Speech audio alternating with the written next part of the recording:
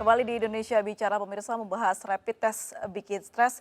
Dan pemirsa, kita juga sudah terhubung dengan Ibu Kurniasih Mufidayati, anggota Komisi 9 DPR RI, fraksi PKS. Selamat malam, Assalamualaikum Ibu. Waalaikumsalam warahmatullahi wabarakatuh. Selamat malam, Mbak. Baik, Ibu sudah dengar mengenai informasi surat edaran ini? Ya, surat edaran kemarin dikirimkan karena belum sempat ketemu lagi sama Pak Menteri, jadi cuma dapat kiriman surat edaran aja. Baik. Nomor ini ya, 0201. Betul, yang menetapkan ada harga rapid test di situ. Ada keluhan dari ID dan juga epidemiologi mengenai hal itu, Bu. Kalau respon Anda seperti apa? Ya, ini memang harus menempatkan surat edaran ini. Yang pertama, ini kan harus secara komprehensif harusnya dilibatkan dulu sebelum surat edaran ini dikeluarkan. Sehingga tarif yang dikeluarkan ini juga bisa mengakomodir masukan dari semua pihak. Tentu saja juga ini juga mendengar aspirasi dari masyarakat ya yang datang ke Komisi 9, juga menyatakan adanya berat terkait dengan adanya harga rapid test yang suka dimainkan dengan harga yang sangat tinggi gitu. Nah ini yang sebenarnya mungkin di Komisi 9 kemarin kita sampaikan masukannya kalau bisa ini ada partisi atau ada intervensi dari pemerintah untuk mengatur biaya rapid test ini supaya tidak menjadi beban buat masyarakat. Nah, kita juga sebenarnya mengharapkan bahwa rapid test ini kalau memang dia itu dilakukannya di Vaskes yang milik pemerintah dan memang itu untuk kepentingan dari tracing sendiri itu harusnya dibiayai oleh pemerintah. Anggarannya harus disediakan. Tetapi kalau memang untuk keperluan pribadi, perjalanan pribadi bukan perjalanan yang bersifat dinas, itu bisa ditanggung oleh perusahaannya ataupun ditanggung secara pribadi. Jadi memang harus dipilah-pilah ini semuanya, Mbak, sesuai dengan kepentingan masing-masing. Tapi kita sangat memahami keberatan dari ID, juga mungkin dari teman-teman yang lain, tapi juga kita juga mengakomodir masukan dari masyarakat. Nah, perlu dicari titik tengah bagaimana hal ini tidak membebani masyarakat gitu. Karena memang kan biayanya kan tinggi ya, ada regennya yang cukup mahal dan sebagainya dan seterusnya. Yang kita tidak ingin terjadi itu sebenarnya dari Komisi 9 itu adalah menjadikan sebagai komoditi bisnis baru tentang rapid test ini sehingga tidak terkendali harganya di masyarakat dan bervariasi sangat tinggi sekali. Baik, Ibu berdasarkan apa sih Bu pertimbangan harga yang ditetapkan di surat edaran tersebut? Kita masih menanyakan ini ya, kita masih mengklarifikasi angka ini dirumuskan dari mana sehingga apakah bisa mengakomodir semua keperluan kebutuhan pokok dari tes rapid test itu sendiri, alatnya dan obatnya. Kita masih mengkonfirmasi itu, Mbak April. Ada informasi ID tidak dilibatkan ini, Bu? Kita enggak, kita langsung dapat kiriman surat edaran yang sudah keluar dari pemerintah, ya dari Pak Menkes, dan kita masih menanyakan. Ya, nanti dalam waktu dekat ini kita juga akan mengadakan rapat dengar pendapat untuk menanyakan hal ini. Baik, Ibu Kurniasih, ada informasi ini juga tidak dilibatkan dalam penetapan harga ini. Apakah betul ini, Bu? Nah, sebenarnya banyak hal pemerintah itu harusnya mengevaluasi dalam pengambilan keputusan ataupun dalam pengambilan kebijakan. Satu, yang pertama kebijakan itu harusnya evidence based policy.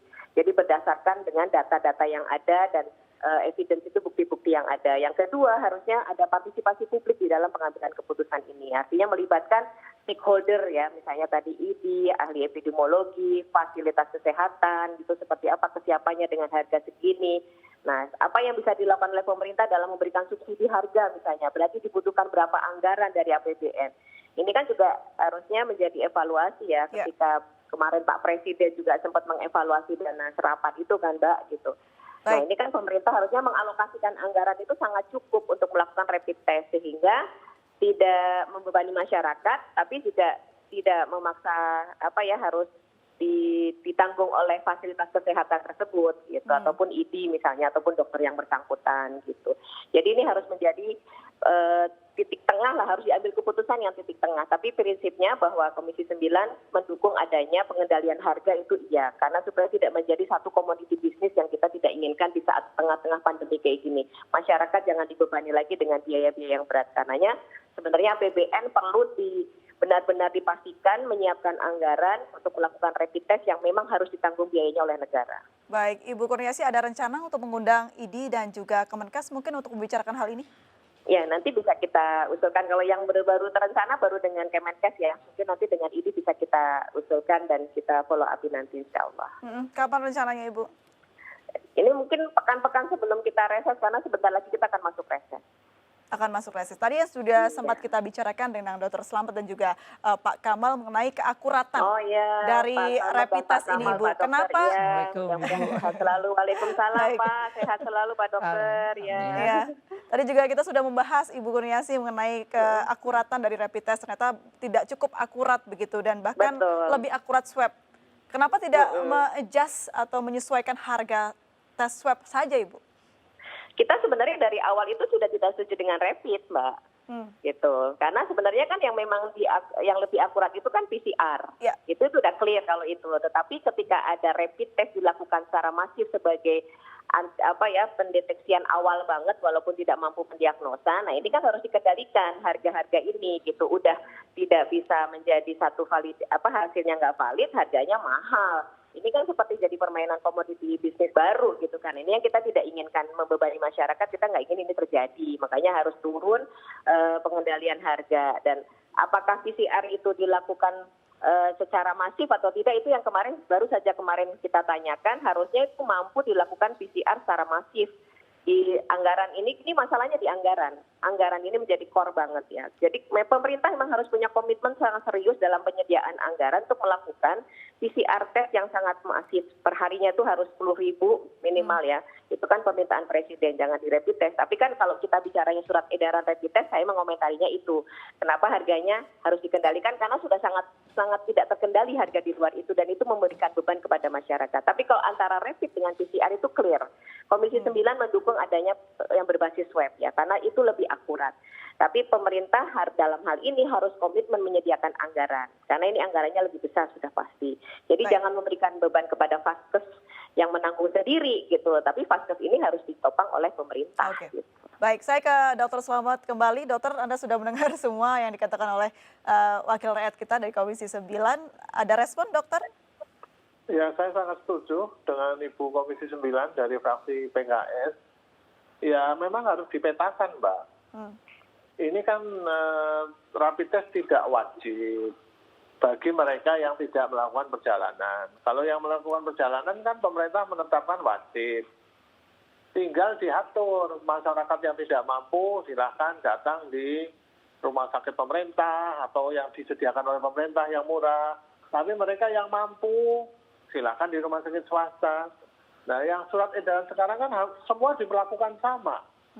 Ini yang membuat kegaduhan itu di situ. Itu yang kita takutkan mutu layanannya malah menurun. Baik. Kalau misalnya PCR, Mbak, itu harganya jauh lebih mahal. Paling murah-murahnya itu 1 jutaan lah. Iya. Itu paling murah. Itu lebih menderita lagi kalau masyarakat diwajibkan itu. Yang paling pas adalah surat sehat tadi. Jadi dia bebas gejala flu.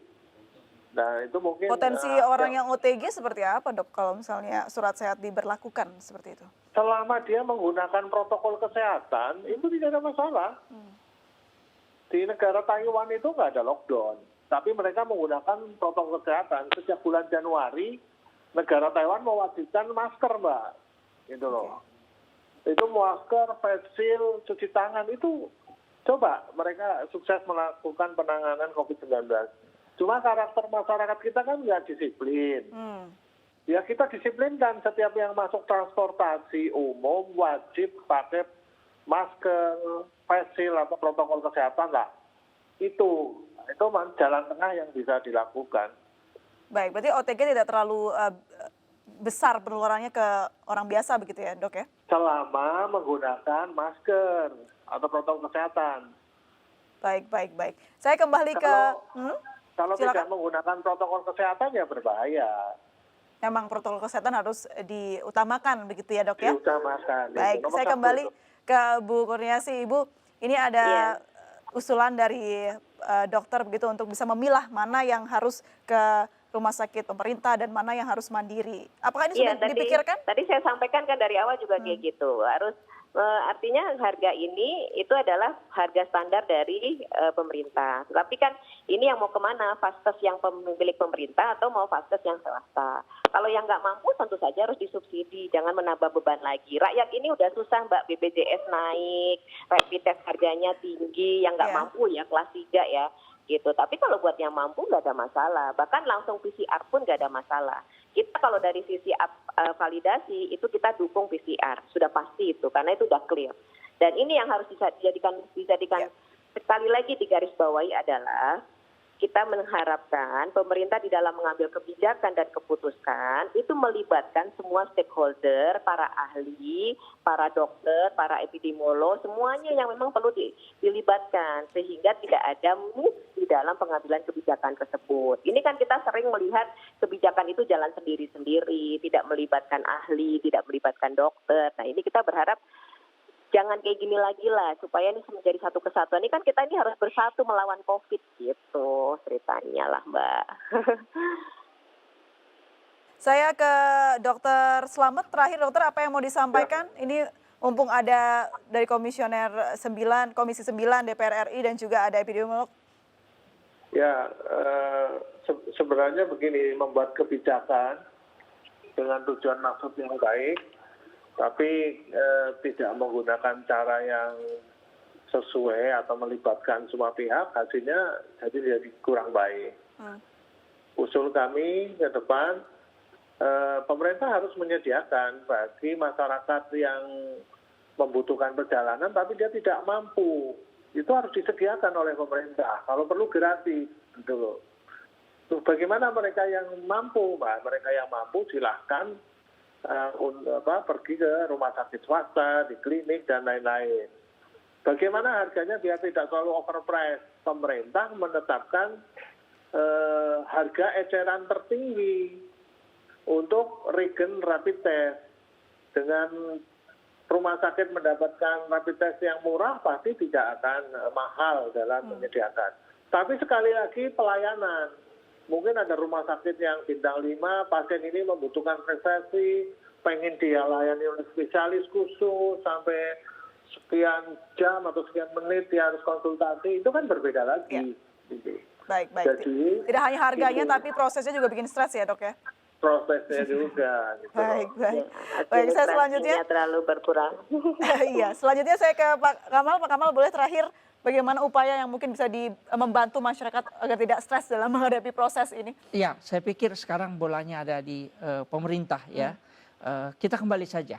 Yang pertama adalah tujuannya. Tujuan dari rapid test itu sendiri. Jadi tidak dipaksakan menjadi sebuah keharusan yang tidak penting. Kita tidak anti, artinya dia bisa digunakan untuk hal yang tertentu. Ya, survei misalnya, case finding, silahkan dilakukan. Itu satu. Kemudian, ya hal lain adalah bagaimana kontrol di lapangan soal harga kita kontrol. Tapi harga ini juga harus dilihat. Yang tadi saya sepakat dengan Komisi 9. Kita libatkan stakeholder. Dan yang terakhir yang mutu tentunya. Mutu. Sekarang ada lebih dari 150 rapid test jenisnya yang ada di lapangan. Mungkin harus dicek lagi akurasinya, datanya. Tapi dari sekian ratus itu berapa yang sensitivitasnya bagus. Artinya sangat valid, akurat untuk bisa mengidentifikasi bahwa ini kasus dan dia diidentifikasi sebagai mungkin kasus dan benar-benar kasus. Itu yang harus dilakukan. Tanpa itu saya pikir kita akan terus menambah polemik di tengah pandemi yang tidak berkesudahan. Baik. Semoga usulan dari epidemiolog dan juga Dr. Slamet bisa jadi tampungan ya Ibu Kurniasih ya, untuk nanti bisa dibuka ruang diskusi. Terima kasih Pak Dokter semuanya. Makasih Bu. Sehat selalu.